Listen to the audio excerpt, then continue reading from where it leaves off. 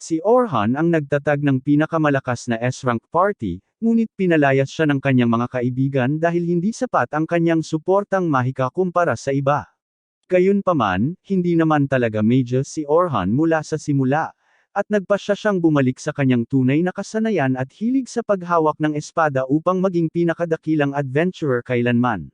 Si Orhan ay walang layuning gumagala sa piitan ng mag-isa, mukhang pagod na sa sarili niyang pag-iral nang makasalubong niya ang isang demonyong daga. Inilabas niya ang kanyang espada, na matagal na niyang hindi ginagamit.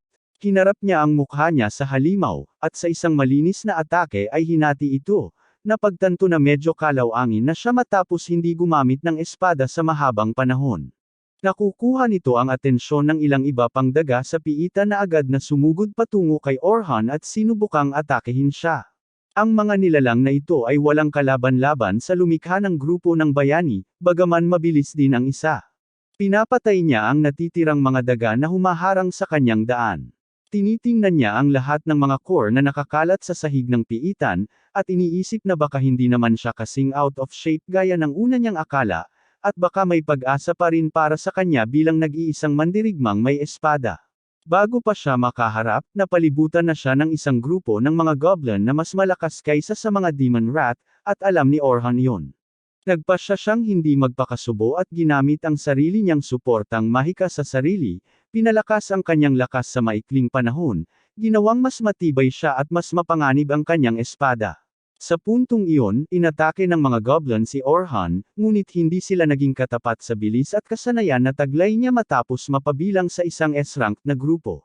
Pinatay niya silang lahat isa-isa, habang iniisip kung paano niya hindi kailanman sinubukan ang sarili niyang suportang mahika sa sarili niya, at napagtanto kung gaano siya kalakas nito.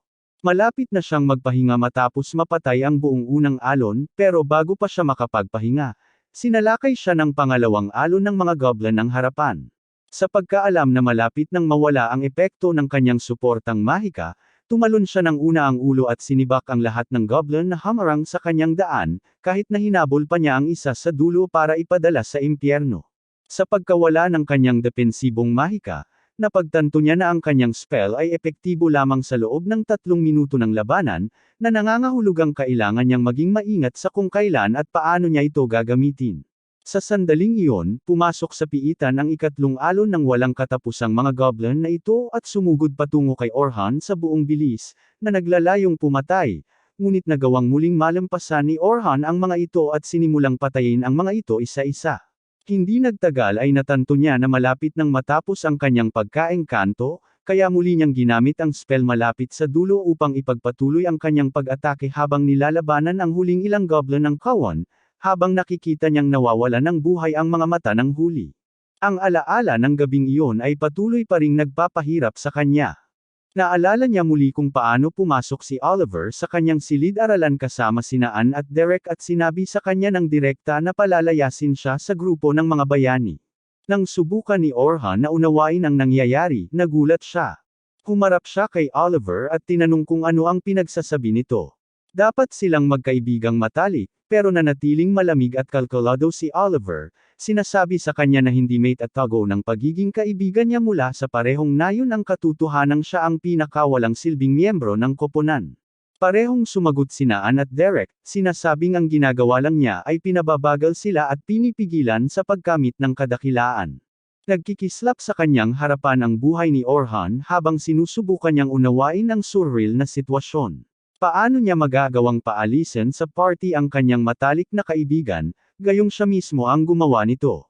Isang grupo na nakilala bilang grupo ng bayani dahil sa bilis ng kanilang pag-akyat sa mga piitan at dinagtagal ay naging isa sa pinakamahusay na grupo sa buong bansa.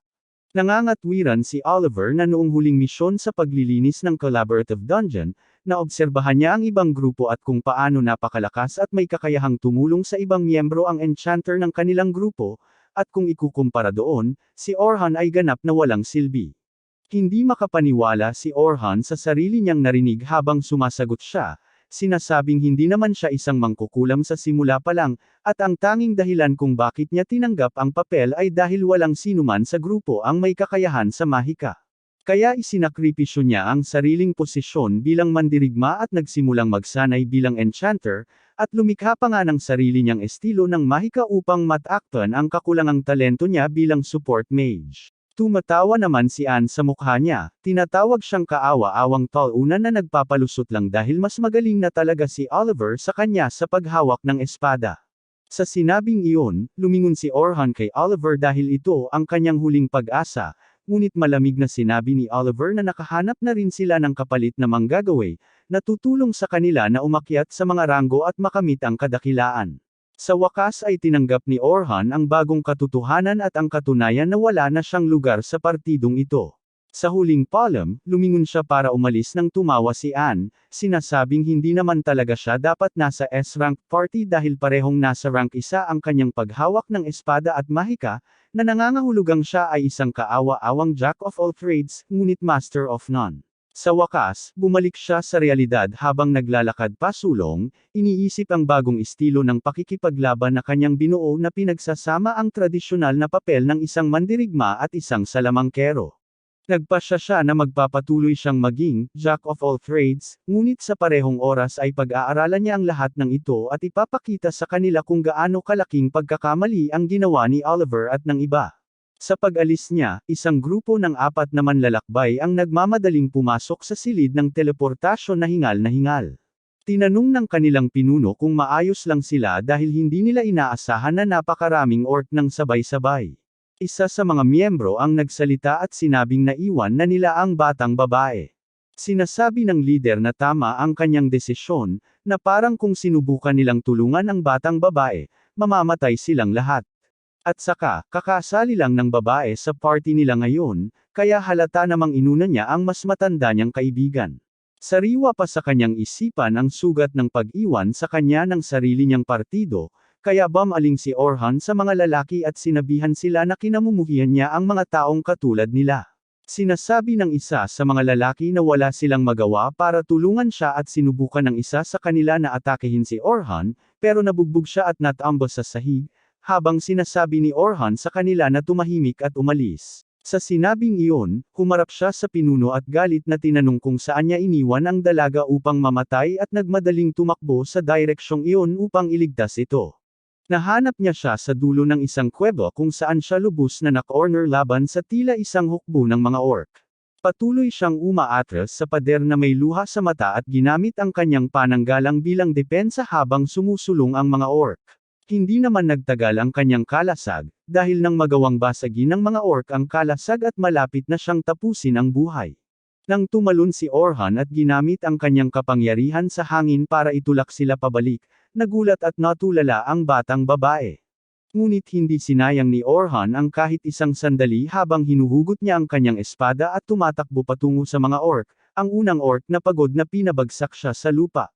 Ngunit madaling naharangan ni Orhan ang pag-atake at sa tulong ng sarili niyang mahikang pangsuporta bilang karagdagang lakas, pinutol niya ang mga orc na parang mantikilya. Nakatayo roon ang batang babae na naguguluhan, nagtataka kung si Orhan ay isang mandirigma ng espada o isang salamangkero, dahil ginamit niya ang kanyang magic para palakasin ang talas ng kanyang talam bago sumugod sa mga orc, pinutol ang kanilang mga sandata at katawan. Natanto niya na tama ang mga lalaki dahil hindi nila kailanman kakayanin ang napakaraming orc ng sabay-sabay, ngunit mas gugustuhin pa niyang mamatay kaysa iwanan ang isang miyembro ng grupo. Sa pag-iisip na iyon, sinugod niya ang daan-daang halimaw ng sabay-sabay.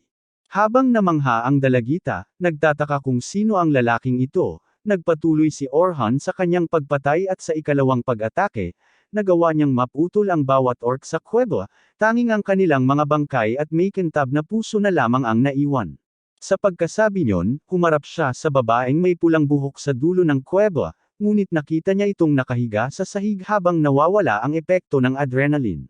Pagdating ng takip silim, lumabas sila sa piitan, at nagpakilala ang babaeng may pulang buhok bilang si Sofia bago siya inimbitahan sa hapunan bilang pasasalamat sa pagligtas sa kanyang buhay. Sa huli, tinanggap ni Orhan at sinundan siya pababa sa isang bahay inuman na pag-aari ng Silver Rabbits Guild. Napagtanto niya na ang babae ay mula mismo sa guild, dahil mayroon din itong sagisag sa kanyang kapa, at napagtanto niya na may kahawig ito sa isang tao ngunit hindi niya matukoy kung sino. Hindi nagtagal ay nawala ang pagkalito nang ipakilala siya ni Sofia sa kanyang nakatatandang kapatid na si Selma, Nakilala na ni Orhan dahil isa rin itong S-ranked enchanter mula sa ibang grupo. Si Selma ang pinakamalakas na mangkukulam sa bansa, at siya ang nag-isip ng sistema ng paghahati sa mga tungkulin sa mga mandirigmang may espada, na umaatake, sa tangke na sumisipsip ng pinsala, at sa salamangkero na nagbibigay ng suporta. Tinitingnan niya si Orhan ang may pagkasuklam, at sinasabi sa kanya na tatawagan niya ang FBI dahil 14 lang ang kapatid niya. Agad sinabi ni Orhan sa kanya na hindi nakalista ang pangalan niya sa mga file ni Epstein kaya pwede siyang magpahinga, habang sinabi naman ni Sofia sa kapatid niya na si Orhan ang talagang nagligtas sa buhay niya. Medyo kumalma si Selma pagkatapos noon at pinagalitan ang kapatid niya dahil nagpunta mag-isa sa isang piitan nang hindi muna nagpapaalam sa kanya. Hindi nagtagal ay nag-usap na sila at sinabi ni Orhan kay Selma na pinalayas siya sa party ng bayani kaya siya ay halos isang palaboy na lang sa puntong ito. Agad niyang nakita ang kumikinang na mga mata ni Selma, at nagtataka siya kung iniisip ba nito na isali siya sa partido nito. Pero bago pa man mangyari iyon, sinabi niya kay Selma na wala siyang balak sumali sa anumang partido sa malapit na hinaharap sa ngayon. Sinabi ni Selma sa kanya na huwag magpalaki ng ulo at tinanong kung handa ba siya sa trabaho. Nakakagulat ito para kay Orhan, kaya nagiging mausisa siya at nagtatanong tungkol sa trabaho. Sinasabi ni Selma na isang malaking grupo mula sa kanyang guild ang bababa sa mga piitan bukas. Magkakaroon ng maraming bagong manlalakbay sa party, at ang mga miyembro ng O-rank ang dapat magbantay sa kanila. At tiyakin na ang mga boss sa sahig na lumalabas tuwing 10 antas ay matatalo at walang magiging biktima. Sinasabi niya na ang ekspedisyon ay inaprubahan ng isang sponsor, at gustong-gusto niya kung sasama si Orhan sa kanila bilang karagdagang manlalakbay. Sinabi rin niya kay Orhan na talagang iginagalang niya ang kanyang kakayahan at lakas, kung hindi ay hindi niya hihilingin ito sa kanya. Malalim ang epekto nito sa kanya, dahil ang dahilan kung bakit siya sinipa mula sa kanyang grupo noong una ay dahil humanga ang mga miyembro ng kanyang grupo kay Selma mismo nang ipinakita nito ang kanyang mahika, at kaya naman nagpa siya silang kailangan din nila ng mas mahusay na salamangkero para sa kanilang grupo. Nagpa siya si Orhan na pumayag, ngunit sa kondisyon na bababa lang siya sa piitan bilang isang mandirigma dahil hindi na siya isang salamangkero. Medyo nag-aalala si Selma tungkol doon, pero nagpa siya na mas mahalaga ang pag-recruit sa kanya dahil malamang na babalik siya sa pangunahing papel niya bilang isang salamangkero kapag nagkagulo. Pagkatapos ng hapunan, nagpa siya si Orhan na bisitahin ang isa sa mga tindahan para bumili ng ilang kagamitan, at agad siyang binati ng matandang lalaki na parang matagal ng magkaibigan. Ang matandang lalaki ang naging tagapagtanggol at sandata ni Orhan mula pa noong simula nang wala pang sinuman si Orhan, at may mabigat na puso na inihayag ni Orhan na hindi na niya magagawang magbigay ng anumang patalastas para sa kanya dahil hindi na siya kabilang sa grupo ng bayani. Sinasabi niya na ngayon ay walang pakialam kung anong armas ang ginamit niya o kung saan siya pupunta para kumuha ng kanyang baluti, at humihingi ng paumanhin sa matandang lalaki dahil sa pagkabigo niya rito. Umiti lang ang matandang lalaki at nagpasalamat sa lahat ng nagawa niya hanggang ngayon. Sinasabing makikinig pa rin sa kanya ang mga tao dahil siya ay tunay na mabait na tao na malakas at makakahanap muli ng paraan para makabalik sa tuktok. Nakakagulat na nagluha siya sa pagkatanto na may umaasa pa rin sa kanya, at nagpasya siyang ibigay ang lahat at muling buuin ang sarili mula sa simula. Kinabukasan, sumama si Orhan kay Sofia para makipagkita sa pinuno ng angkan ng Silver Rabbit, na kilala bilang Vince. Malugod niyang tinatanggap si Orhan sa kanilang gusali ng angkan at nagpapakilala. Sumagot si Orhan na isang karangalan para sa kanya na makilala ang pinuno ng isang makapangyarihang angkan tulad ng Silver Rabbits. Umiti si Vince sa sinabi nito, sinasabing hindi na niya kailangang maging nerbiyoso, dahil pareho silang pantay. Sinabi ni Vince na alam niya ang mga nagawa ni Orhan at alam niyang isa ito sa mga pangunahing dahilan kung bakit naging matagumpay ang grupo ng bayani. Nangangatwiran siya na dapat nilang isantabi ang mga pagbibigayan at sa halip ay subukang alamin kung ano talaga ang iniisip ng kabilang tao. Dapat nilang ituon ang kanilang isipan sa kasalukuyang gawain, na siyang paglalakbay na ito para sa pagtuturo. Humarap si Vince kay Selma para sa paliwanag, at sinimulan niya sa pagsasabing bababa sila mula sa unang palapag ng piitan hanggang sa ika-51 palapag sa loob lamang ng 3 araw. Sinasabi niya na hihinto sila sa kanilang paglalakbay sa level 21 sa unang araw at magpapatuloy sa ikalawang araw hanggang sa palapag 36 at sa wakas sa ikatlong araw ay layunin nilang lupigin ang ika-51 palapag. Habang ipinapaliwanag ang lahat ng ito, naaalala niya ang pag-uusap nila kahapon ni Vince nang una niyang sinabi rito ang tungkol sa katotohanang sinipa si Orhan sa grupo ng mga bayani. Agad na sinabi ni Vince na ang grupo ng bayani ang gumawa ng pinakamalaking pagkakamali sa kanilang buhay, dahil kung hindi si Orhan ang nag-ayos ng lahat ng perpekto, hindi sila magiging kasing lakas ng dati. Sumang-ayon si Selma sa pagtatasa, sinasabing ang kanyang suportang mahika ang nagdala sa kanila sa napakataas na antas, na imposible sana para sa kanila kung wala ang kanyang tulong. Alam niya na sa simpleng sukat, hindi kasing lakas ng ilang S-ranked support mages ang support magic ni Orhan, pero nababawi niya ito sa bilis ng pagcast niya, na 4 na beses na mas mabilis kaysa sa bilis niya mismo. Naaalala niya ang laban, sinasabing gumagamit din siya ng ilan sa sarili niyang orihinal na mga salamangka, at higit pa rito, ang kanyang kakayahang unawain ang sitwasyon at tumugon dito ng may malinaw na mga desisyon ay halos walang kapantay.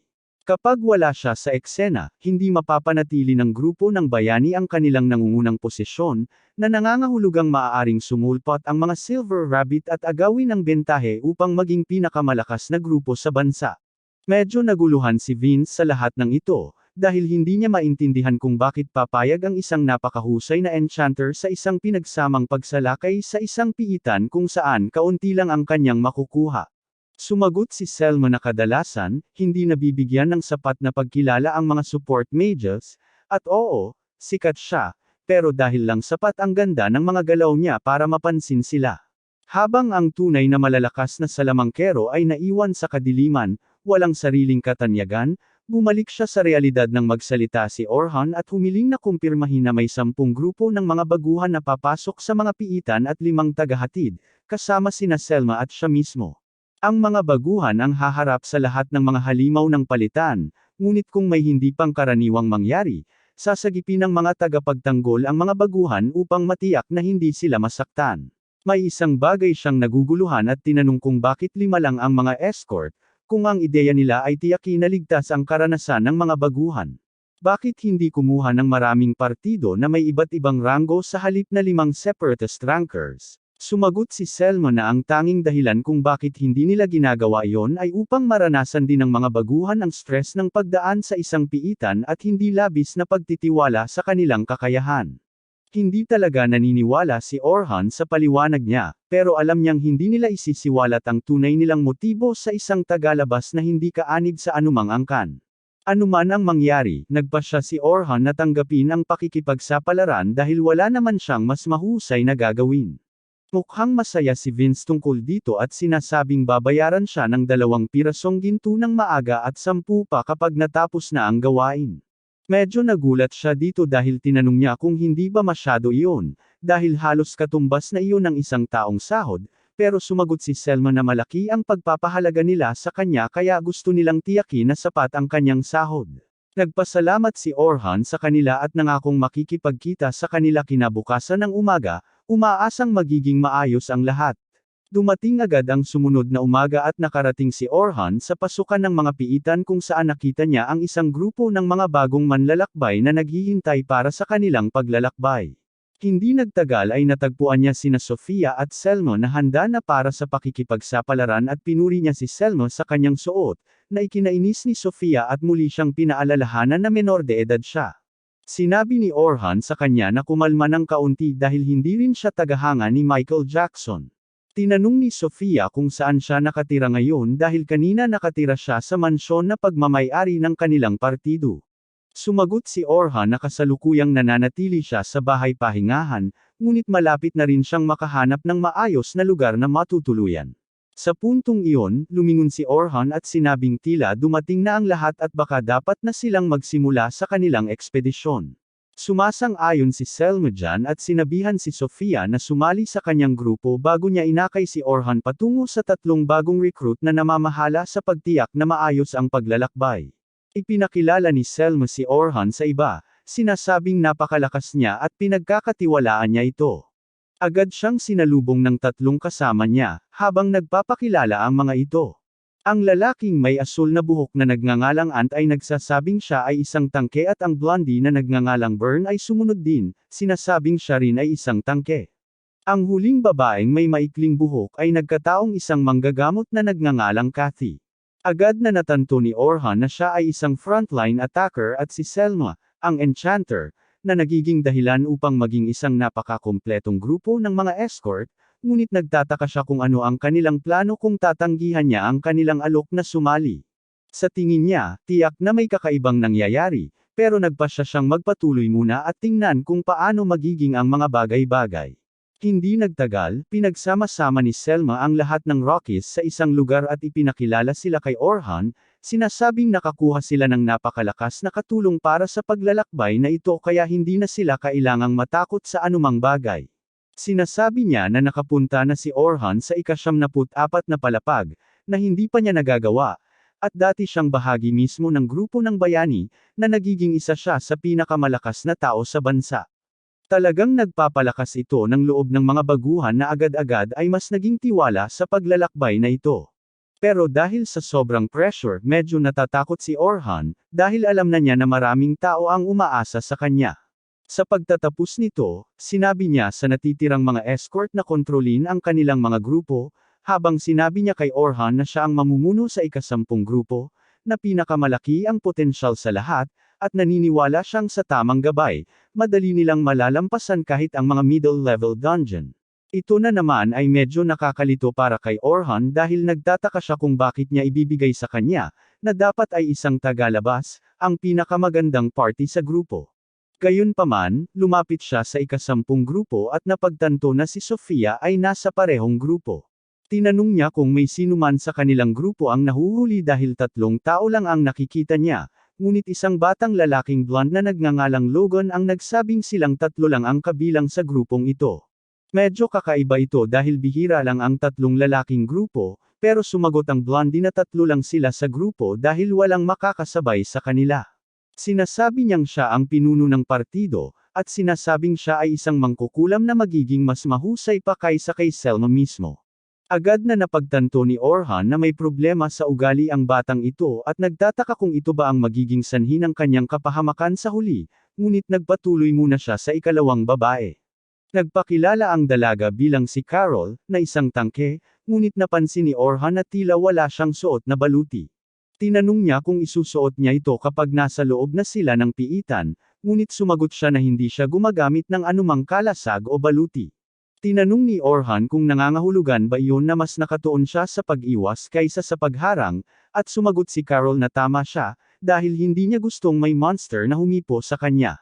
Ang mga tangke na uri ng dodge ay medyo bihira, dahil karaniwan nilang ginagamit ang kanilang hindi kapani-paniwalang bilis at kasanayan upang umiwas at sumalakay pabalik sa mga halimaw ng malapitan, ngunit nangangailangan iyon ng tunay na karanasan sa labanan na tiyak na wala ang batang babaeng ito. Tinanong niya kung hindi ba siya binabalaan ng angkan tungkol dyan noon, pero sumagot ang blondie na maraming beses sinabihan ng angkan si Carol na kumilos na parang normal na tangke hanggang sa magkaroon siya ng karanasan, pero binaliwala lang niya ang mga ito. Di nagtagal ay natanto ni Orhan na baka ito na ang star party, ngunit sa parehong oras, tila ito rin ang problema party na hindi gustong harapin ng mga escort. Hindi nagtagal pagkatapos nito, sa wakas ay nagsimula na ang ekspedisyon at pumasok silang lahat sa mga piitan. Hindi tumitigil si Carol sa pagsasalita kahit isang sandali at patuloy na pinupuntahan si Orhan tungkol sa kung bakit siya umalis sa party, at hindi niya alam kung paano siya patahimikin. Maayos pa rin ang kanilang paglalakbay sa ngayon salamat kay Orhan na naglagay ng mga mahiwagang bitag sa likuran nila na automatikong nakikitungo sa mga mas maliliit na halimaw dahil hindi niya gustong magpalipas ng oras sa walang silbing mga labanan. Sa wakas, nakarating sila sa ika-20 palapag at ngayon ay mas may ideya na si Orhan tungkol sa kanyang party. Napagtanto niya na hindi lang puro salita ang blondie at talagang may malaking kakayahan siya bilang isang enchanter at madaling makapag-operate sa antas ng isang A-rank party kung magpapatuloy siya sa ganitong paraan, ngunit hindi siya magaling magbigay ng direksyon na napakahalaga para sa isang enchanter. Si Carol ay napakabilis na kakailanganin niya bilang isang uri ng tagapagtanggol na pandodge, ngunit may 2 problema sa kanya. Direkta siyang sumusugod sa mga halimaw ng walang pag-aalinlangan, gayong ang pangunahing papel niya ay tiyakin na protektado ang kanilang grupo. Ang ikalawang problema naman ay dalawang maliliit na punyal ang kanyang pangunahing sandata, na bagaman akma sa kanyang estilo ay maaaring hindi sapat ang lakas kapag talagang kailangan. Si Sofia ang pinakamahina sa kanilang lahat pagdating sa likas na talento, ngunit mas mataas pa rin siya sa antas ng kasanayan ng isang ganap na baguhan at walang malalaking kahinaan, na ginagawa siyang pinakamahusay na tao sa grupo. Sa dulo ng kuweba, nagawang talunin ng mga kasama ang boss sa ika-20 palapag, na nangangahulugang maaari na silang sumulong sa ika-21 palapag, na siyang layunin nila para sa unang araw. Pagkatapos irehistro ang kanilang mga ID card bilang patunay ng pagkumpleto, lumabas sila para magpahinga sa gabi at magpatuloy kinabukasan ng umaga. Ngunit nang magising si Orhan kinabukasan, labis siyang nasaktan nang makita niya ang isang pahayagan, at sa harapang pahina nito ay nakapaskil ang kanyang larawan na nakikita ng lahat habang opisyal na inihahayag ng mga bayani na sinipa na nila si Orhan at kumuha ng bagong enchanter kapal niya.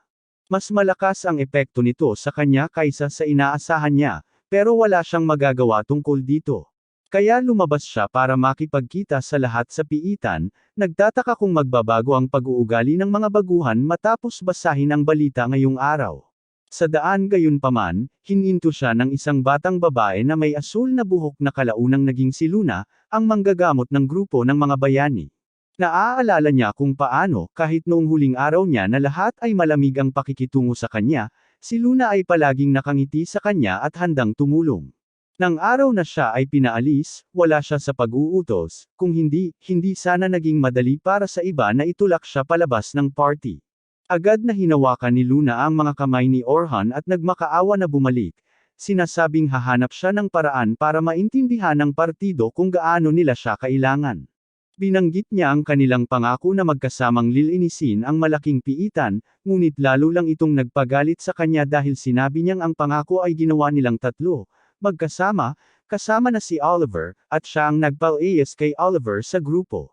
Sa sugatang puso, lumingon siya at sinabi kay Luna na hindi na siya kailanman babalik sa partidong iyon at nagpatuloy patungo sa pasukan ng piitan.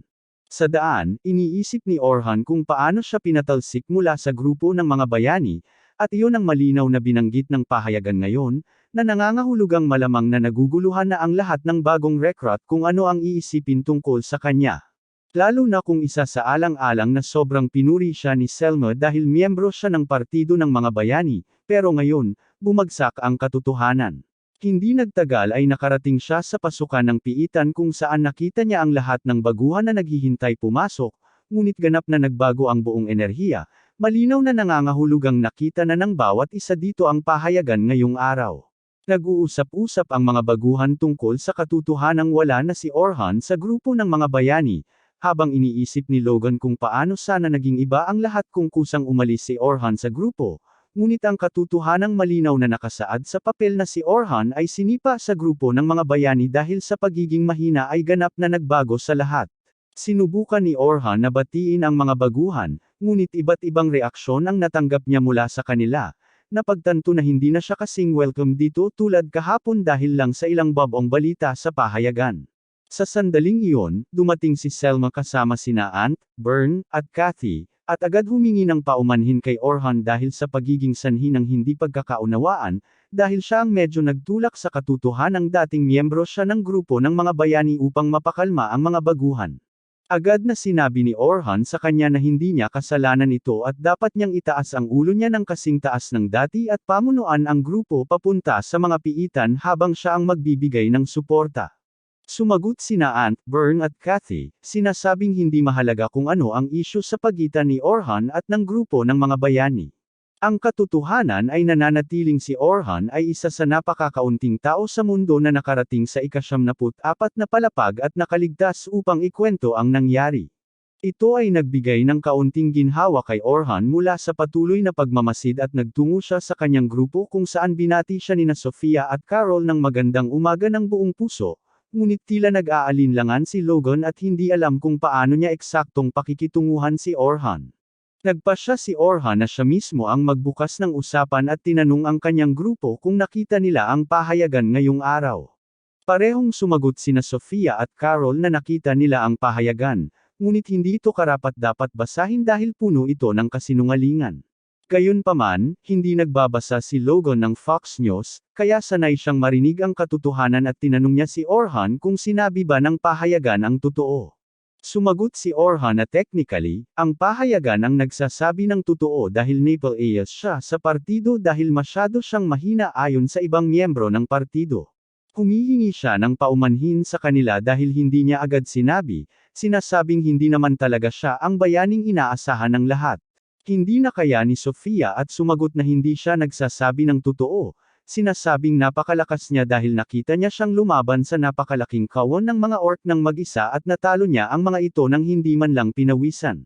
Nagpasalamat si Orhan sa pagtitiwala niya sa kanya at sinabi sa iba nilang kasama na kahit hindi na siya bahagi ng grupo ng bayani, sapat pa rin siyang makatulong sa kanila para madaling makarating sa ika-51 palapag at hiniling niya sa kanila na magtiwala sa kanya. Tila kontento naman ang mga babae sa ganoon, pero tila bigo si Logan dahil pakiramdam niya ay pinagtaksilan siya. Hindi nagtagal ay pumasok na sila sa mga piitan at sa araw na ito, ang mga bagong recruit ay dapat umakyat mula sa ika-21 palapag hanggang sa ika-35 palapag, ngunit kahit ngayon ay hindi siya dapat magbigay ng anumang utos o gabay sa kanila at manatili lamang sa likod at magmasid, tatalon lamang kung magsimulang mawala ng kontrol ang mga bagay. Patuloy na maayos ang kanilang paglalakbay habang nilalabanan ni Carol ang lahat ng halimaw sa ika-24 na palapag sa tulong ng kanyang kambal na dagger at malapitang estilo ng pakikipaglaban. Habang nagagawa ni Sofia na harapin ang mas malalaking halimaw sa level 30, nakakagulat pa nga ito kay Orhan, na nagtataka kung medyo minamaliit niya si Sofia. Hindi nagtagal, lumipat sila sa ika-31 palapag, na nasa gitnang bahagi ng gusali, at nangangahulugan ito na ngayon ang mga baguhan ay nasa hindi pamilyar na lugar at kailangan ang payo at tulong ng kanilang mga gabay na kasama nila. Sa pagkakataong ito, si Orhan ang nanguna at naglakad sa unahan ng kanyang grupo, sinisigurado na walang kakaibang nakatago sa sahig na ito, nang bigla niyang maramdaman ang presensya ng isang grupo ng mga goblin sa unahan at sinabi sa kanyang grupo na maghanda para lumaban. Napagtanto rin niya na tila may nagpagala-galang na orc sa parehong lugar, na maaaring maging medyo mahirap ang laban, ngunit dahil magagaling naman ang kanyang mga bagong recruit sa pakikipaglaban, wala siyang alalahanin na matalo sa laban na ito. Agad niyang sinabi kay Carol na atakehin ang mga goblin, habang sinabi niya kay Sofia na harapin ang orc sa tulong ng kanyang mahabang saklaw na mahikang kapangyarihan. Sinusunod nilang dalawa ang kanyang mga tagubilin habang si Sofia ay agad na sumasalakay at nakikipaglaban sa mga goblin, habang si Sofia naman ay naghahanda para harapin ang isang goblin. Pagkatapos ay humarap si Orhan kay Logan, sinabihan siyang gamitin ang kanyang suportang mahika, ngunit bago pa man niya matapos ang kanyang sasabihin, lumikha na si Logan ng maraming bilog ng mahika at sinimulang magpalabas ng mga spell para sa liksi kay Carol upang matulungan itong magkaroon ng kalamangan laban sa mga goblin. Hindi pa rin lubos na kumbinsido si Logan na dapat si Orhan ang gumagabay sa kanya sa anumang bagay, lalo na dahil sa tingin niya ay napakasimple ng payo ni Orhan na kahit sino sa kanyang posisyon ay gagawin din ang pareho. Biglang nagiging mas mahirap ang sitwasyon, dahil na-trigger ng orc ang PTSD ni Sofia at nagsimula siyang magpanik, hindi handa sa pag-atake.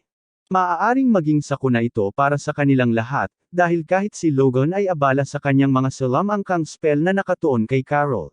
Walang magawa siyang tumingin kay Orhan, nagtataka kung anong uri ng gabay ito, at bakit hindi niya tinutulungan si Sofia nang bigla niyang makita si Orhan na gumagawa ng mahiwagang senyales, na lubhang nagpapabagal sa bilis ng orc. Pagkatapos ay lumapit siya kay Sofia at sinabihan itong huwag magmadali at tumarget ng maayos dahil mas malakas siya kaysa sa isang orc at hindi dapat matakot dito.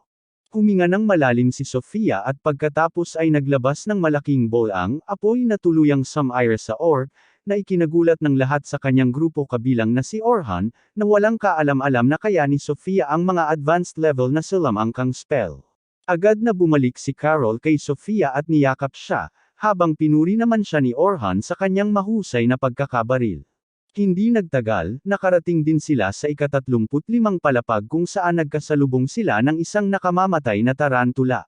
Agad na wala ng kontrol si Logan, sa pag-aakalang patay na sila dahil walang paraan para makayanan nila ang bagay na iyon, ngunit parehong lubos ang tiwala nina Sofia at Carol kay Orhan at nanatiling naghihintay sa kanyang mga utos. Agad na sinabi ni Orhan kay Logan na gamitin ang Agility Up at Strength Up para kay Carol habang ginagamit naman ang Magic Up kay Sofia. Nagtataka si Logan kung nabaliw na ba ang lalaking ito dahil ginagamit pa rin niya ang parehong estratehiya na ginamit niya noon ng walang pagbabago, ngunit nagpasya siyang sundin ang mga utos at ginamit ang mga salamangka ng naaayon. Sinabi ni Orhan kay Carol na makipaglaban sa halimaw sa malapitan at tiyaking sa kanya lang nakatuon ang pansin nito. Tumango si Carol bilang pagsang-ayon at agad na tumakbo pasulong patungo sa tarantula. Sinusubukan ni Logan na pigilan siya, pero pinigilan siya ni Orhan, sinasabing kung siya ang mauna, malaking kawalan silang lahat kaya dapat silang maghintay at manood. Sinabi ni Orhan kay Sofia na tumalon sa halimaw at hiwain ang likod nito hanggang sa maging pira-piraso, at agad na intindihan ni Sofia ang utos, tumalon sa ulo nito at hinawi ang kanyang talon mula harap hanggang likod. Sinabi naman ni Orhan sa kanya na panatilihin ang atensyon nito sa kanya, ngunit kailangan niyang maging maingat dahil makamandag ang gagamba kaya kailangan niyang iwasan ang lahat ng atake ng walang palya. Sinimulang subukang tusukin ng gagamba si Carol gamit ang matutulis nitong mga binti, pero patuloy siyang umiiwas sa mga atake ng sunod-sunod at nagagawa pa niyang ibalik ang ilan sa mga atake, na ikinagulat ng halimaw.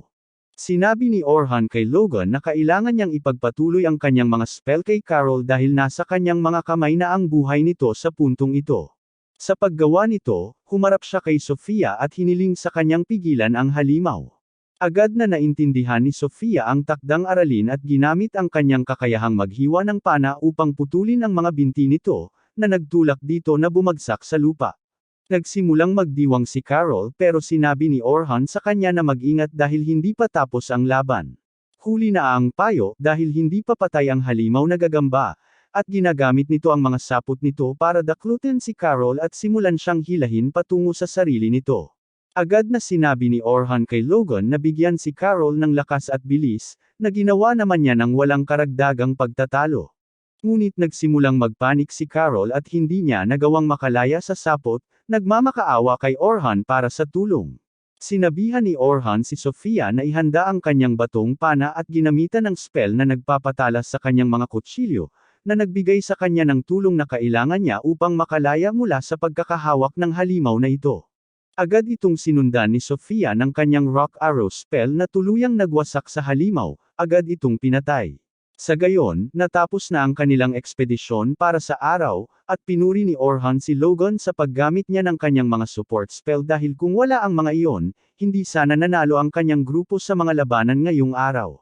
Pagsapit ng oras na lumabas sila sa mga kuweba, nagsisimula ng lumubog ang araw at binati ni Selma ang lahat ng mga baguhan sa kanilang mga nakamit hanggang sa kasalukuyan, sinasabing lahat sila ay mahusay na nagtrabaho hanggang ngayon at ang huling hakbang ng kanilang paglalakbay ay magaganap bukas, kaya kailangan nilang magpahinga at kumain ng maayos. Sa gayon, naghiwa-hiwalay silang lahat sa kani-kanilang landas ng pigilan si Orhan nina Ant at Burn na nag-imbita sa kanya para magtanghalian, at pagkatapos mag-isip sandali, tinanggap ni Orhan ang alok dahil hindi naman araw-araw nangyayari iyon.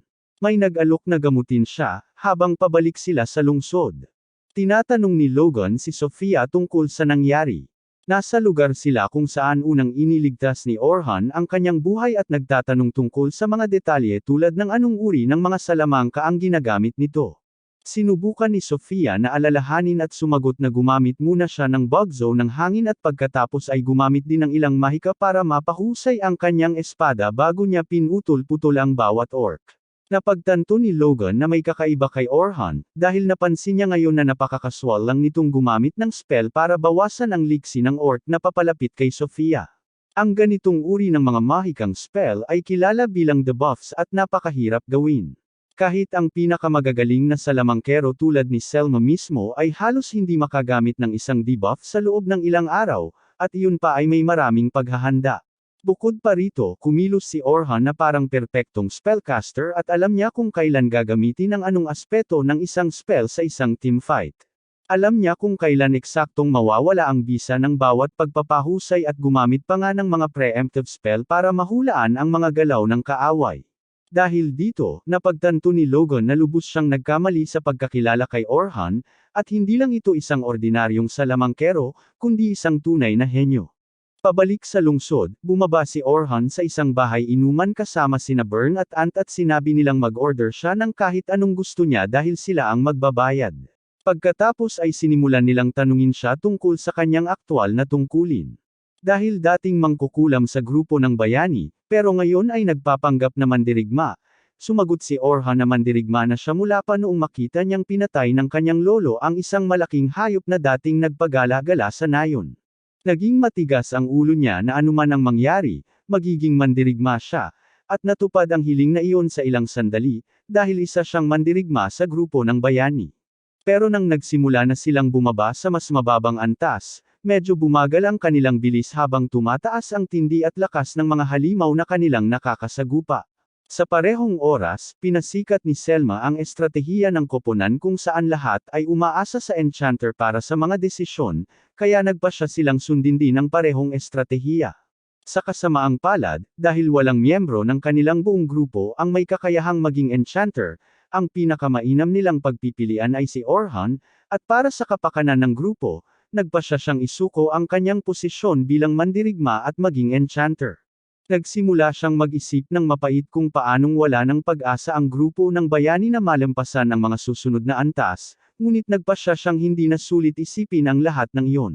Pagkatapos ay sinabi niya sa mga batang lalaki na gusto na niyang maging pinakamahusay na mandirigma na kayang harapin kahit ang mga mas mababang palapag ng mag-isa nang hindi nangangailangan ng anumang grupo, hindi alam na kinabukasan mismo, bibisitahin siya ng grupo ng bayani sa mismong mga piitan na nais niyang sakupin. Kinabukasan, nagpatuloy si Orhan patungo sa kuweba, iniisip kung paano ito ang magiging huling araw niya sa paggabay sa batang grupo, at nakita niya si Sofia at ang iba na naghihintay sa kanya malapit sa pasukan. Lahat sila ay mainit na bumati sa kanya at nararamdaman na niya na tila mas nagtitiwala sa kanya ang mga kasama niya ngayon kaysa noong huling araw. Mukhang mas bukas din si Logan at mas nagtitiwala sa kanya. Nagsalita si Carol, sinasabing dahil ngayon ang huling araw, may gustong sabihin si Sofia sa kanya, at sinimulang sikuhin si Sofia, itinutulak itong sabihin ang tunay niyang nararamdaman, pero tila natatakot at masyadong nahihiya si Sofia para sabihin ang tunay niyang damdamin.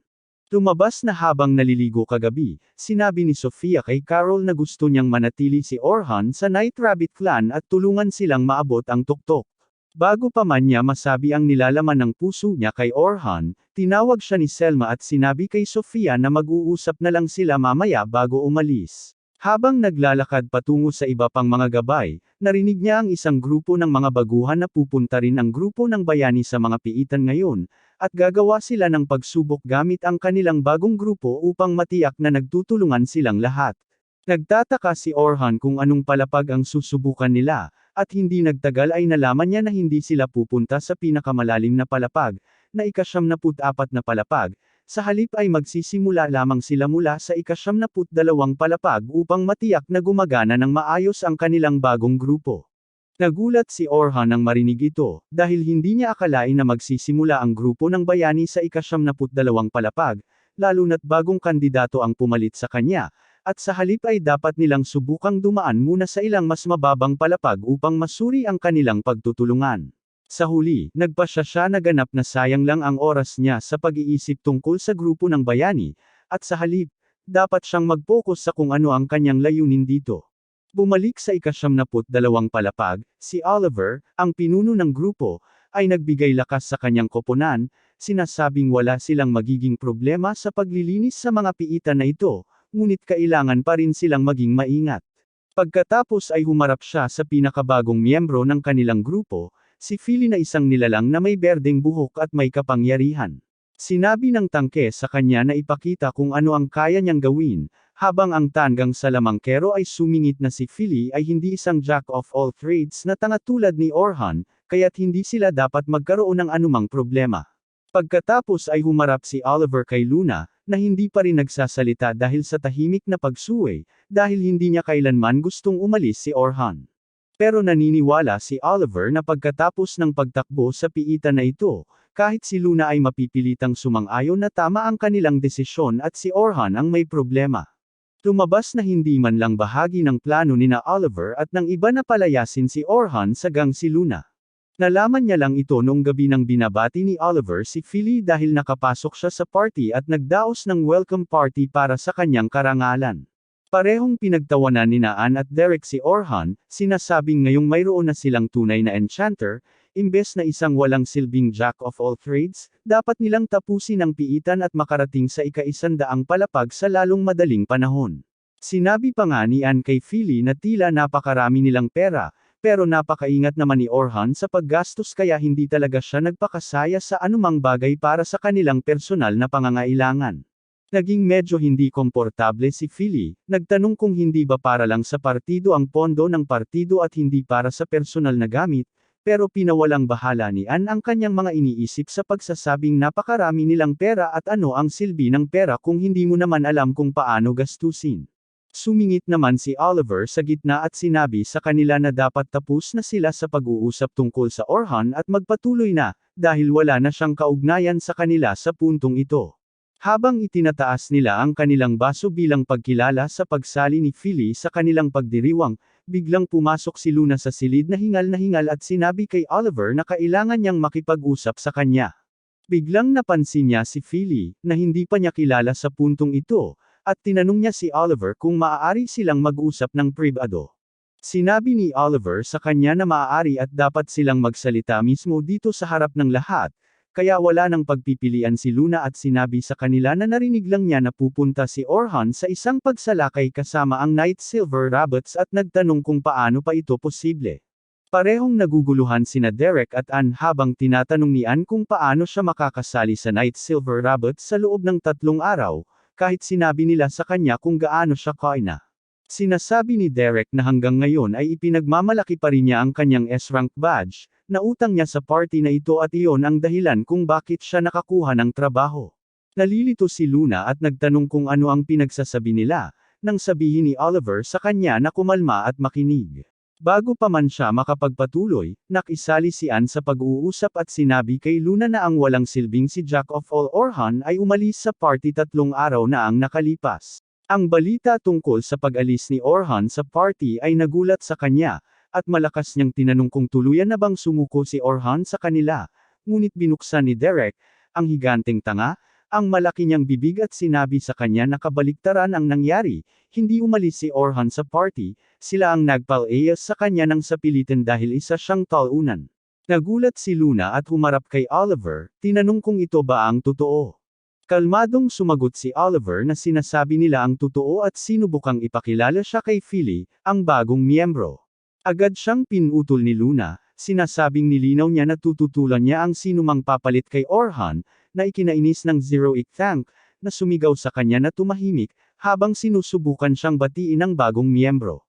Gayunpaman, pinapakalma ni Oliver si Derek at sinubukang makipag-usap kay Luna, sinasabing hindi na sapat si Orhan para sa kanilang grupo at magiging pabigat na lang siya sa puntong ito. Sinabi ni Luna na hindi siya sumasang-ayon sa anuman sa mga ito, dahil si Orhan ang sentro ng partido, at siya ang pangunahing dahilan kung bakit sila nakarating sa puntong ito. Sinabi rin niya kay Oliver na hindi nila kakayanin pang lumayo nang wala siya. At sumasabat ang asno na siya lang ang nag-iisip na espesyal si Orhan at kahit ano pa man ay wala nang magagawa ngayon, dahil nagawa na ang desisyon at pinalayas na si Orhan. Sinabi ni Oliver kay Luna na kailangan nilang mag-usap tungkol sa mga agarang plano ngayon at sinabi na dahil ito ang unang pagkakataon na magkakasama silang lahat sa pagtatrabaho kasama si Philly, magsisimula sila mula sa ika-72 palapag at dahan-daang pupunta sa ika-74 na palapag. Gayunpaman, tahasang tinanggihan ni Luna ang plano, sinasabing wala siyang hanggaring mamatay tulad ng tila mayroon ang iba. Tumatawa si Derek sa sinabi niya, sinasabing paano naman sila magkakaroon ng death wish kung nagsisimula sila sa ika-72 palapag, samantalang nakarating na sila sa ika-74 na palapag. Sumagot si Luna na kahit na napakahusay na mangkukulam si Philly, dapat muna silang magsimulang magtrabaho mula sa mas mababang palapag at pagkatapos ay unti-unting umakyat sa mas mataas na palapag. Muli na namang sinasabi ni Derek, sa kapal ng ulo niya, na nalinas na nila ang ika-73 palapag, kaya bakit pa sila magsisimula mula sa ibaba? Sinasabi ni Luna na siguro sila ay baliw para isipin na dahil nasa ika-72 palapag ang itim na dragon at halos hindi sila nakalampas dito noong huli silang lumaban dito. Tumatawa si Anne at sumagot na noong panahong iyon ay may mahinang enchanter sila sa kanilang grupo at madali lang ang laban sa dragon sa pagkakataong ito. Sinasabi ni Oliver na titingnan lang nila kung gaano sila kaganda magtulungan at wala nang iba pa, kaya hindi na talaga nila kailangang lumaban sa itim na dragon. Sinusubukang makipagtalo si Luna, sinasabing kahit noon pa man ay dapat silang magsimula mula sa mas mababang antas, ngunit pinutol siya ni Oliver, sinasabing tapos na ang desisyon at hindi na ito mababago ngayon. Bumalik sa realidad, nakaharap ang grupo ng bayani sa mammoth ng ika-72 palapag, na madaling natalo noong huli, ngunit sa pagkakataong ito ay tila nahihirapan sila dito. Tumakbo si Oliver patungo sa mammoth at sinubukang saksakin ito ng kanyang espada, ngunit nagawang harangan ng mammoth ang atake, itinulak si Oliver pabalik sa panangga, habang naghahanda si Derek para sa anumang kontra-atake. Kapag nasa likod na ng panakip, nawawala ang lakas ni Oliver, at napagtanto niya na sa bawat oras na nawawala ang lakas, parang binibigatan ang kanyang katawan ng napakaraming timbang. Tumingon siya at tinanong si Philly kung bakit mabilis maubos ang kanilang mga buff. Sagot ni Philly na hindi pa niya alam kung paano silang lahat maglalaban ng magkasama kaya dapat gumanda pa yon. Medyo nagulat si Oliver dahil naaalala niya kung paano nagawang malaman ni Orhan ang lahat tungkol sa kanila sa loob lamang ng ilang oras ng kanilang unang araw na magkasama sa piitan. Biglang gumamit ng energy blast ang mammoth na nakatutok kay Derek na nagtangkang harangin, pero nadulas siya at ang sinag ay napunta kay Anna sumigaw kay Derek dahil sa pagiging tanga nito. Kahit si Derek ay nagtataka kung bakit hindi kasing epektibo ang kanyang mga blow gaya ng inaasahan sa lakas na ito, na dapat ay madali lang para sa kanya na harangan. Nagpasya si Anne na sumali sa labanan at pinaputok ang kanyang mga fire blast sa halimaw, ngunit bahagya lang nitong kiniliti ang mammoth na nagpalito kay Oliver at sinigawan niya si Anne na seryosohin ito. Pero sagot ni Anne na ginagawa lang niya ang karaniwan niyang ginagawa, pero sa ilang dahilan ay tila mas mahina ang kanyang mga atake. Sinabi ni Oliver kay Philly na palakasin muli ang magic damage ni Anne, at ginawa niya ito ayon sa sinabi sa kanya. Pero kahit sa pagkakataong ito na ginamit ni Anne ang kanyang fire blast sa mammoth, hindi man lang ito nagkaroon ng gasgas. Bilang ganti, muling ginamit ng mammoth ang kanyang power blast at halos matamaan si Anne na bahagyang nakatago sa likod ng isang bato. Napatigil si Oliver dahil mas malakas pa sana ang mahika ni Philly kaysa kay Orhan, pero nagkakaproblema pa rin sila sa paglaban sa halimaw na hindi naman nila nahirapang talunin noong huli silang naglaban. Isa pang sinag ng kapangyarihan na nakatutok sa kanya ang nagpabalik sa kanya sa katotohanan habang bahagya siyang nakaiwas dito, habang ang susunod na sinag ay hinaranggan ni Derek.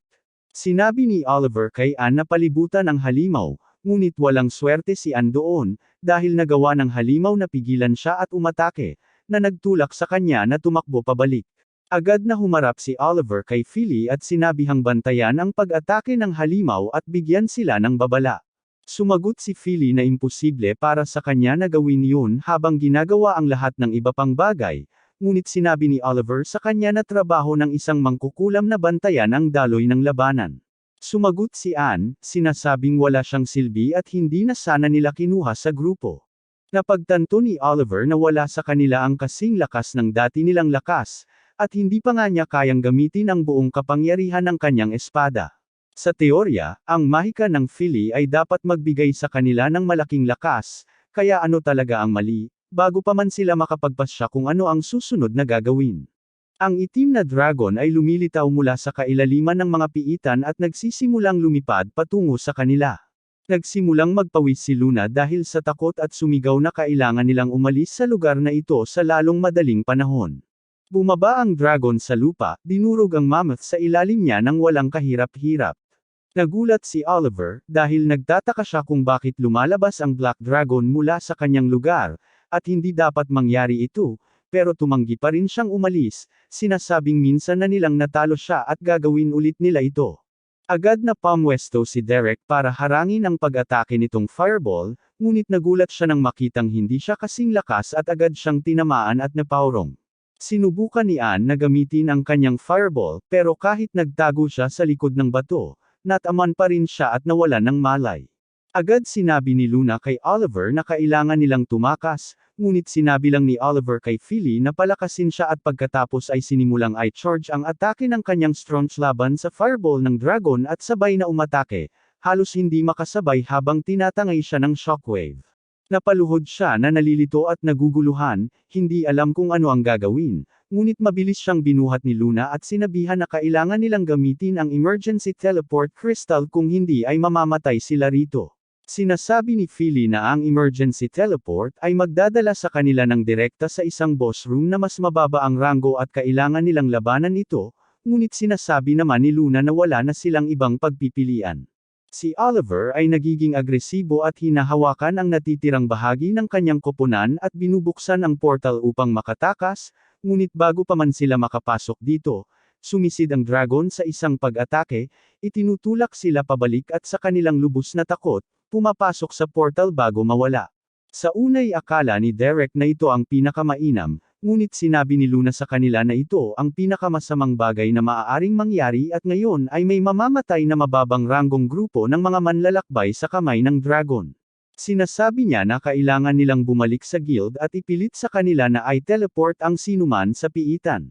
Pumayag si Oliver at nagsimula silang tumakbo sa labas. At doon sinabi ni Luna sa kanila na ang dahilan kung bakit sila nakaramdam ng sobrang kahinaan ay dahil nakabuo si Orhan ng ilang orihinal na salamangka na nagpapataas ng lakas ng anumang kanyang magic attack ng 50 beses. Nagulat ang Philly dahil kahit si Selma ay 10 beses lang ang naitaas, pero sinabi ni Luna sa kanila na totoo iyon at kaya nila naramdaman na masyado silang malakas. Sa katotohanan, malakas lang sila kung kasama nila si Orhan.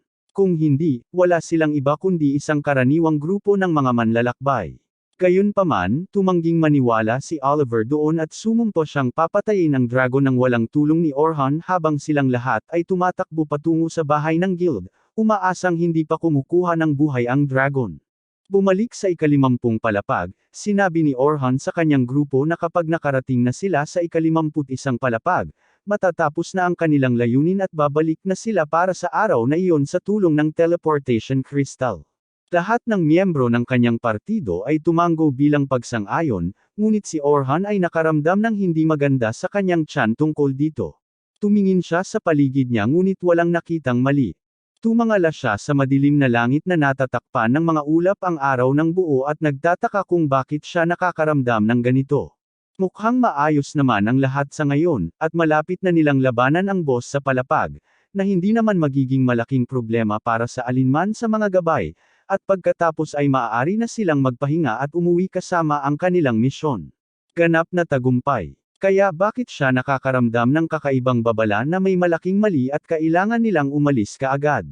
Nabasag ng boses ni Carol ang kanyang mga iniisip nang tanungin niya si Orhan, anong uri ng mga halimaw ang maaasahan nilang labanan sa pagkakataong ito.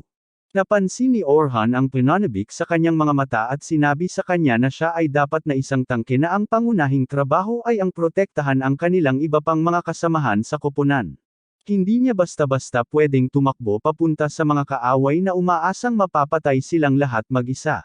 Mukhang hindi naman sumasang-ayon si Carol, at sumagot na kung kaya niyang harapin ang lahat ng kaaway ng mag-isa, technically ay pinapadali niya ang trabaho ng kanyang mga kasamahan at hindi sila mapapahamak sa anumang paraan. Bukod pa rito, naniniwala siya na ang trabaho ng isang tangke ay nasa harap ng labanan, at iyon ang ginagawa niya sa bawat pagkakataon, at agad siyang nagsisimulang humingi ng mas maraming payo kung paano siya mas mahusay na makakalaban. Bumantong hininga si Orhan sa pagod at sinabi sa kanya na dapat na siyang magsimulang matuto kung paano magtrabaho bilang isang koponan, sa halip na subukang gawin ang lahat ng mag-isa, dahil kung mas maaga siyang magsimulang matuto ng lahat ng ito, mas mabuti para sa kanya sa hinaharap kapag ang tanging paraan upang umunlad ay ang umasa sa kanyang mga kasamahan sa koponan. Hindi talaga gusto ni Carol ang tunog niyan, at sa tingin niya ay nakakabagot. Pero sinabi ni Logan sa kanya na makinig at magpasalamat dahil nakakuha siya ng ganoong kahangahangang payo. Sinasabi niya na kahit ang dakilang manlalakbay na si Albert ay nagsabi na ang pagtutulungan ay dream work. Ibinaling ni Orhan ang kanyang atensyon sa maliit na blondie at tinanong kung si Albert ba mula sa Night Rabbit Clan ang kanyang tinutukoy. Natutuwa si Logan nang malaman na may isa pang nagbabasa bukod sa pagiging barbaro sa isang piitan sa lahat ng oras. Sinasabi ni Orhan na sa palagay niya ay alam ng lahat ang tungkol sa dakilang si Albert, dahil siya ang walang pag-aalinlangang pinakamalakas na miyembro ng Night Sky Rabbits, at pinaniniwalaang namatay siya sa pakikipaglaban sa Black Dragon sa ika-72 palapag noong nakaraang taon. Sinasabi ni Logan na kahit sa kanyang kamatayan, si Albert ay naging isang alamat na laging maaalala magpakailanman. Gayunpaman, medyo nalungkot si Carol habang tahimik niyang sinasabing namatay si Albert sa pagtatangkang protektahan ang isa sa kanyang mga kasama, kahit na ang tangke ang dapat gumawa niyan. Lumalabo ang kanyang mood habang patuloy siyang nagsasabi na alam niya na ang kanyang kamatayan ay magiging sanhi ng pagkawala ng ngiti sa kanyang pamilya, pero wala talaga siyang pakialam. Kaya naman sa tingin niya, ang pinakamagandang paraan para maging tagapagtanggol ay ang panatilihing malayo sa iyo sa lahat ng oras ang taong iyong pinuprotektahan. Nagtapos siya sa pagsasabing kung siya lang ang lalaban sa harap habang ang kanyang koponan ay maiiwan sa likod, hindi sila mapapahamak at makakatakas kung maging masama ang sitwasyon. Napansin ni Orhan ang sakit sa mukha ni Carol at nagpasya na hindi niya kayang harapin ang ganitong sitwasyon, at bilang tagalabas, malamang na hindi na siya dapat makialam pa. Nagpasya siyang pasiglahin ng kaunti ang mood at sinabi kay Carol na aasa siya sa kanya ngayon para harapin ang mga kaaway. At agad namang nagliwanag ang kanyang mukha tulad ng dati habang sinasabi sa kanya na ipaubaya na lang ito sa kanya. Si Sofia, ang babaeng gustong-gusto ng atensyon, ay agad na nagpasyang ibalik sa kanya ang tingin ng lahat. Habang sinusubukan niyang maging pick me, at tinatanong si Orhan kung ano ang mga bagay na kulang sa kanya at kung paano siya magiging mas mahusay bilang kasamahan sa koponan at bilang salamangkera. Nang marinig ito, sumali rin si Logan, sinasabing gusto rin niyang malaman kung paano niya mapapabuti ang sarili niya. Sinabi ni Orhan sa kanilang lahat na kumalma at nagpatuloy sa ika-36 na palapag, kung saan nagsimulang mag-init ang mga baguhan. Sinigawan ni Selma si Orhan, sinasabing ngayon na ang kanilang huling araw, at ang pinakamahirap sa lahat, kaya kailangan nilang tiyakin na walang magiging mali at matagumpay na makumpleto ang ekspedisyon. Pagkatapos ay humarap siya sa grupo ni Orhan at sinabing tila nagustuhan ng mga bata si Orhan, at sinabi ni Orhan ng tapat na pagkatapos ng artikulo sa pahayagan, inakala niyang nawala na ang lahat ng respeto na maaaring mayroon sila sa kanya sa isang iglap, ngunit nagkamali siya, at ang mga batang ito ay mas matalino at malaya kaysa sa hitsura nila. Sumasang-ayon si Selma, sinasabing minsan ay mahirap kontrolin ang grupong ito, ngunit may magandang kinabukasan silang naghihintay. Pagkatapos ay sinabi niya kay Orhan na ang pagkamatay ni Albert ay malaking dagok para sa kanilang angkan dahil siya ang bituin ng angkan, at ang kanilang angkan ay mabilis na nagsimulang mahuli, at doon na nanguna ang dating angkan ni Orhan, ang Partido ng Bayani. Sinabi ni Orhan na napakahirap din para sa kanila ang itim na dragon, at madali silang nawala ng kasama sa laban na iyon na lubos sanang nagpahina sa kanilang grupo. Sinasabi ni Selma na bukas pa rin ang butas na iniwan ni Albert, at hindi pa nila ito nagagawang takpan hanggang ngayon, at diretsyong tinanong si Orhan kung gusto niyang sumali sa kanilang grupo. Sinabi ni Orhan sa kanya na karangalan niya yun, ngunit sumagot na walang pangangailangan ng isang grupo ng 2 manggagaway, lalo na kung isa sa mga manggagaway na iyon ay ang pinakamahusay na salamangkero ng kontinente. Namula si Selma, ngunit sumagot na hindi niya tinutukoy ang sarili bilang manggagaway, kundi bilang mandirigma. Hindi siya handa rito, pero sinabi ni Selma sa kanya na oobserbahan niya siya ngayon at titingnan kung anong uri ng kasanayan ang mayroon siya bilang isang mandirigma. Hindi nagtagal, naghiwa-hiwalay silang lahat sa kani-kanilang grupo, at naiwan si Orhan na mag-isa kasama ang 3 baguhan na dapat niyang bantayan.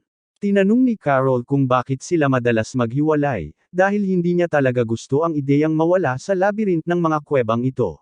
Tumatawa si Orhan, sinasabing magandang ehersisyo ito para sa kanila dahil madalas na kailangang maghiwa-hiwalay ang isang grupo upang sabay-sabay na suriin ang maraming daanan at hanapin ang papunta sa boss room.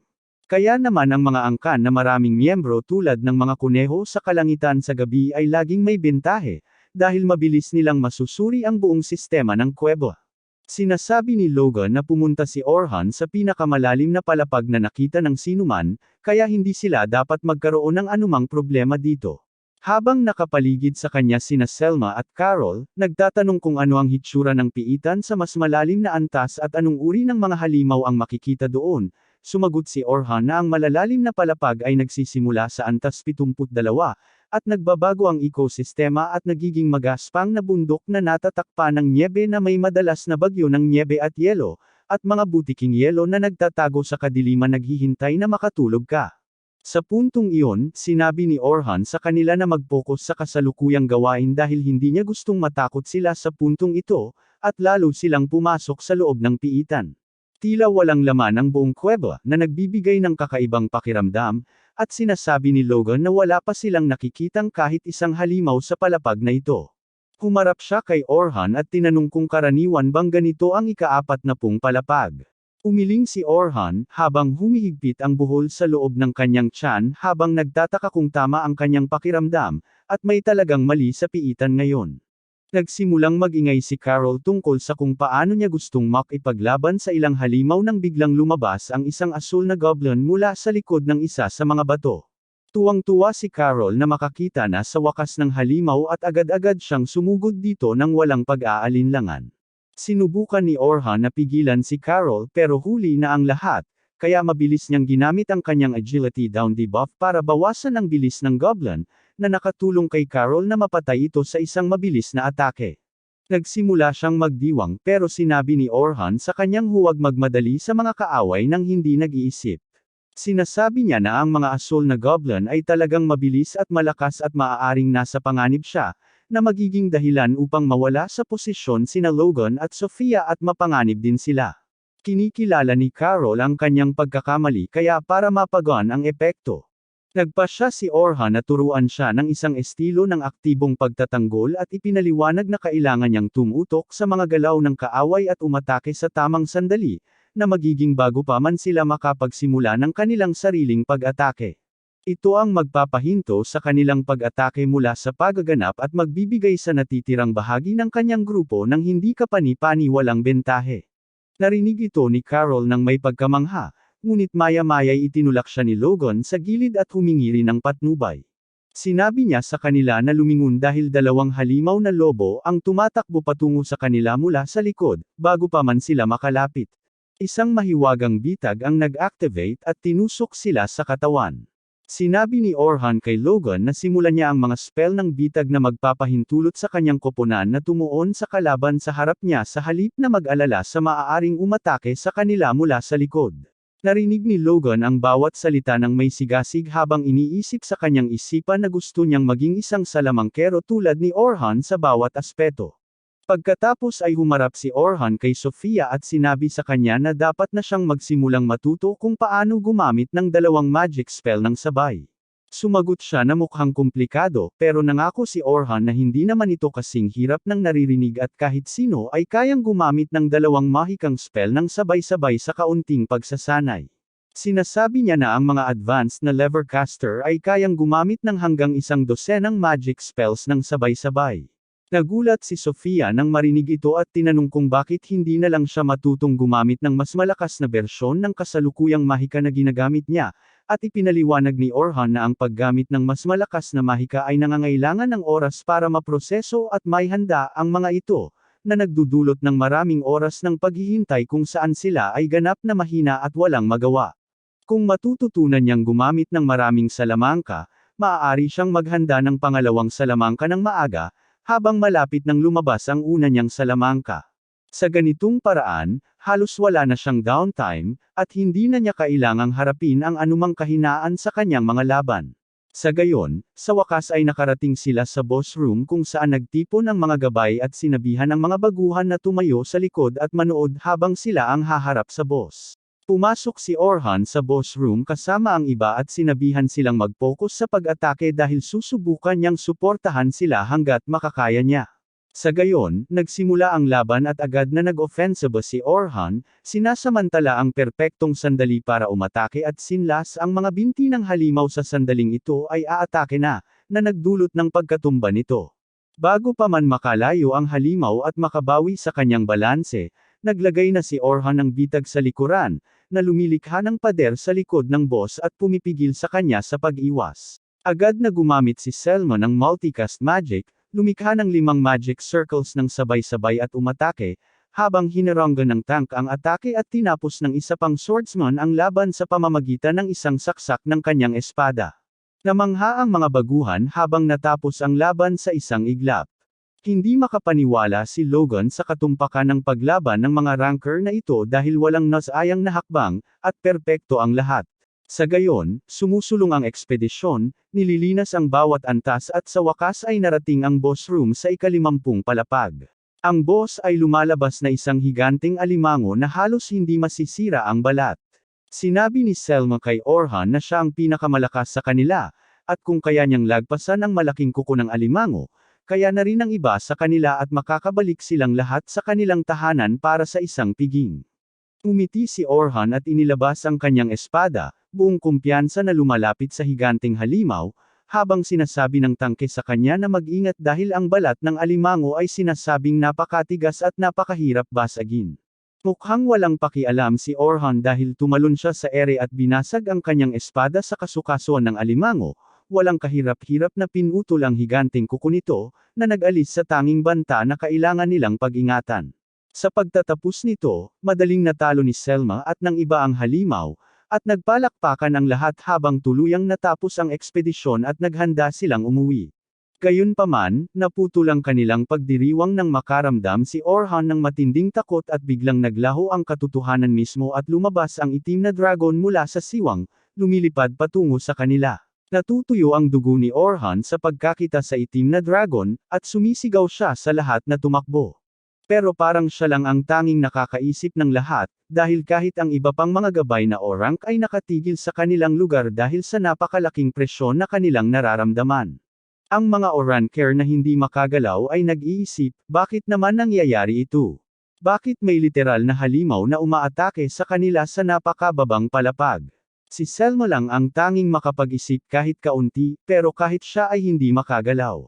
Napagtanto niya na kailangan niyang mamunod dito mismo, at ngayon mismo, upang matiyak na makatakas ang mga baguhan mula sa kakilakilabot na bagay na ito. Ngunit ang napakalaking aura ng dragon ay tila nagpapabigat sa hangin, sinisipsip ang oxygen mula sa atmosfera habang iniisip ni Selma ang lahat ng nakakatakot na kwentong narinig niya tungkol sa Black Dragon, ang halimaw na nani nila sa mga adventurer at ganap na pumapatay sa kanila hanggang sa hindi na makilala. Agad na nag-isip si Orhan ng mga paraan para makaligtas sa nakamamatay na sitwasyong ito, nang bigla niyang mapagtanto na natalo na nila ang boss ng antas na ito, na nangangahulugang kung maabot nila ang kristal sa dulo ng kuweba, ligtas silang makakapag-teleport pabalik. Iyon lang ang tanging paraan para makalabas sa gulo, kaya iniisip niyang tipunin ang iba para suportahan ang kanyang mga plano, ngunit nang lumingon siya para tawagin ang iba, napagtanto niyang lahat sila ay nasa ilalim ng kapangyarihan, hindi maalis ang tingin sa halimaw. Sobrang nakakatakot ito dahil natural na naaakit ang mga halimaw sa malalaking grupo ng tao, kaya ganun din ang gagawin ng dragon, at kung hindi sila agad lumayo, agad silang mapupunta sa panganib. Sa maikling sandali, naisip ni Orhan na baka dapat na lang siyang tumakbo patungo sa kristal, dahil tiyak na kaya niyang mabuhay ng mag-isa. Ngunit agad niyang tinanggihan ang kaisipang iyon, naididiri sa sarili, at napagtanto na kailangan niyang lumaban sa dragon upang bigyan ng oras ang iba na makatakas ng ligtas. Nagpasya siya na hindi niya sila traidorin anuman ang mangyari at tatalunan niya ang dragon. Sa paggawa nito, hinawakan niya ang kanyang espada at binunot ito ng may matinding determinasyon upang pangalagaan ang mga taong mahalaga sa kanya. Sumisigaw siya sa ibang mga gabay para pamwesto, na nagpabilang sa kanila mula sa kanilang pagkakabihag, at bumalik din sa katinoan si Selma. Inutusan niya ang iba na maghanda para sa depensa upang matiyak na hindi mapapahamak ang mga baguhan, at agad nagsimulang magtrabaho ang mga batikang adventurer. Lumilikha ang salamangkero ng mahiwagang harang upang saluhin ang pinsala ng atake ng dragon, ngunit napagtanto ni Selma na hindi sapat ang lakas ng kanyang mahika upang mapigilan ang pagsabog. Si Orhan naman, walang takot na tumakbo patungo sa dragon, ngunit agad na nagpalabas ng sarili niyang proteksyon na salamangka upang palakasin ang mga gabay. Salamat na lang at sapat na ito para iligtas sila mula sa tiyak na kamatayan, ngunit lubos silang natakot, alam na kung wala si Orhan, abo na lang sila ngayon. Naiwasan ni Orhan ang atake ng dragon habang tactical na umatras, ngunit hindi binigyan ng dragon ng anumang bukas na pagkakataon para maglunsad ng kanyang atake. Mabilis niyang binunot ang isang maliit na punyal at itinapon ito sa mata ng halimaw. Agad na ipinikit ng dragon ang sarili nitong mata upang maiwasan ang pagkabulag, ngunit bahagi lang pala ito ng plano ni Orhan, dahil ginamit niya ang sandaling iyon upang tumalon sa dragon, na naglalayong putulin ang ulo nito sa isang hagod lang ng kanyang espada. Ang slash ay lumilikha ng napakalakas na pagsabog na nagkakalat ng alikabok at usok sa buong kuweba, na nagpapaisip sa mga gabay na baka natalo niya ang halimaw. Pero mas alam ni Orhan kaysa doon at nananatiling alerto. Habang nawawala ang alikabok, muling bumangon ang dragon na may sigaw ng galit, ngunit ganap na walang pinsala. Inutusan ni Orhan ang mga gabay na takpan ang mga baguhan sa lahat ng panig at tiyaking walang isa sa kanila ang masaktan sa anumang paraan. Habang nililibang niya ang dragon, tila hindi sigurado si Selma sa sitwasyon, ngunit ngumiti si Orhan at sinabihan siya na huwag mag-alala dahil may plano siya para harapin ang sitwasyon. Sinabi niya sa mga baguhan na kumapit ng mahigpit at kasabay nito ay sumugod siya patungo sa dragon, na agad na naghanda ng kanyang nagliliyab na hininga at inatake si Orhan na umiwas sa mga atake at nagsimulang umikot-ikot sa paligid ng halimaw, sinisikap itong ilihis ang pansin sa abot ng kanyang makakaya. Namangha si Selma at ang iba sa galing at katapangan ni Orhan, lalo na't nagdesisyon siyang harapin ang dragon ng mag-isa. Pinagdududahan ni Selma ang sarili, nagtataka kung tama ba ang desisyon na hayaan si Orhan na harapin mag-isa ang nakamamatay na hayop na iyon, ang hayop na pumatay sa makapangyarihang bayaning si Albert. Napagtanto niya na malaki ang pagmamahal niya kay Orhan sa puntong ito at masisira siya kung may mangyari sa kanya. Ganap na nasa zone, si Orhan, kahit na umiilag siya sa sunod-sunod na atake at nagagawa pang maibalik ang isa sa mga atake ng dragon. Bumalik agad sila, lalo pang nagpagalit sa madilim na hayop, at nagulat sina Logan at Sofia nang makita ang mahikang refleksyon dahil hindi pa sila nakakita ng ganito dati. Iyon ang totoo dahil kahit ang pinakamahusay na mga salamangkero sa mundo ay hindi kayang gawin iyon, dahil ang pagmuni-muni ng mahika ay isa sa mga orihinal na salamangka ni Orhan sa kanyang arsenal, na nagmumuni-muni ng anumang pag-atake ng mahika sa umaatake ng doble ang lakas. Sa kanyang inis, gayunpaman, ang kaliskis ng dragon ay napakatigas na kahit matapos kumain ng napakalakas na pagsabog ng apoy, nakatayo pa rin ito ng matayog, ganap na hindi nasugatan. Natanto niya na wala na siyang pagpipilian, at kailangan na niyang sumugal ngayon. Mabilis niyang ginagamit ang multicast status boost, sabay-sabay na lumilikha ng 6 na magic circles at pinapalakas ang kanyang potensyal. Namangha si Selma nang makita ito, dahil kahit ang mga makapangyarihang salamangkero ay nahihirapang gumamit ng multicast para sa higit sa 3 magic circles, pero ginamit ni Orhan ang 6 nang hindi man lang pinawisan. Nagtataka siya kung dapat ba siyang tumulong dahil kahit na mapataas pa ang sarili niyang stats, hindi pa rin sapat ang lakas ni Orhan para harapin ang halimaw. Bago pa siya makapagdesisyon, ginamit ni Orhan ang ikalawang all-stat boost spell sa sarili niya, bago muling gumamit ng isa pang boost. Sa kabuuan, 6 na beses niyang pinarami at dinobol ang sarili niyang stats, na nag-iwan sa gabay na walang masabi dahil dapat ay ganap na imposible para sa sino man na magawa yon. Nagsimulang kumikinang si Orhan na parang Super Saiyan, na may kidlat na nakapalibot sa kanyang katawan at sa lahat ng bagay. Mukhang hindi alam ng dragon kung ano ang nangyari kay Frieza sa kamay ng mga Saiyan kaya patuloy itong sumusubok na atakehin si Orhan gamit ang buntot nito, ngunit biglang nawala si Orhan at lumitaw na nakakapit sa gilid ng bangin sa bilis na parang nag-teleport lang siya doon. Nanginginig si Selma habang natatanto ang tunay na potensyal ni Orhan na lumampas sa antas ng anumang support mage sa kasaysayan at literal na muling nililika ang paraan ng pagtingin ng sinuman sa mahika. Gamit ang sunod-sunod na orihinal na salamangka, bumagsak si Orhan sa lupa, ngunit nagsimulang damyugo ang kanyang ilong.